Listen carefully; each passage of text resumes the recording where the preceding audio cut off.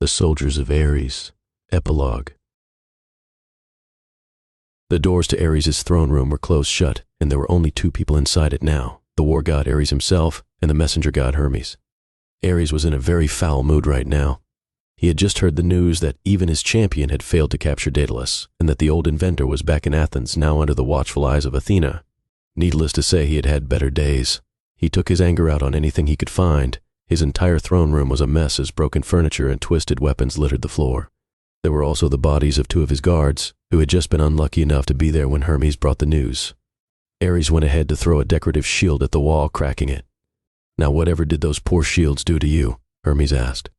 Ares turned to him with all his rage and said, "How can you be still making jokes at a time like this? Even my champion has been defeated.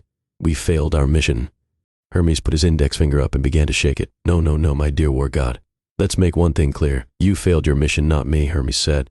"My mission was to locate the inventor and provide sufficient intel on his rescuers, both of which I did perfectly. Recapturing Daedalus was your department. So in short, it was you who failed." Ares looked angry enough to break the messenger god's neck at these words, but he restrained himself and said, "And I'm sure you put it exactly like that to our boss." Hermes didn't respond to this in words. He merely gave a mischievous grin. Ares decided to take a break from his wrecking spree and went ahead to sit on his throne. "So you're sure it was him who rescued Daedalus," he said. "When has my information ever been wrong?" Hermes said. "Besides, your barbarian champion confirmed it himself." Ares brought his arm down on his throne with great force. The metal armrest broke off.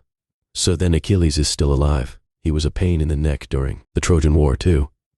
I was so glad when I heard that he was killed at the end of the war, but just my luck to have the greatest swordsman in the world return from the dead against me." "Now don't go throwing around that title to just anyone, Ares," a new voice said. The two gods looked to see a man leaning in the corner, covered by the curtain's shadow. The man slowly came out. "Last time I checked, I was a pretty good swordsman myself," he said, putting his hand around the hilt of his sheathed sword. "Well, look who it is," Hermes said. Both the gods recognized the man now. "How the heck did you get in here?" Ares asked. "Oh, please, Ares, I have got into much harder places than this temple of ego you built," the man said. "So the real question is, what am I doing here?" Hermes gave a small chuckle and said, "It seems our benefactor has given your job to a more capable hand, Ares. I always liked you, Hermes." "And you're right. I just got called in to clean up this little mess," the man said. Ares' face was almost as red as his armor with rage. "Then what are you waiting around for?" the war god said, gritting his teeth. "Patience is a virtue, Ares. And I don't plan to jump in and do something stupid like you did. Anyway, I'll be staying here in the meantime and I'll help myself to your supplies," the man said and walked away to the door. He stepped outside saying, "I've already checked myself into one of your deluxe suites," and with that he left. Once the man was well out of earshot, Ares said, "The boss must really want Daedalus back if he brought him out of retirement." Hermes nodded to this and said, "You got that right. When all is said and done, he knows how to get the job done."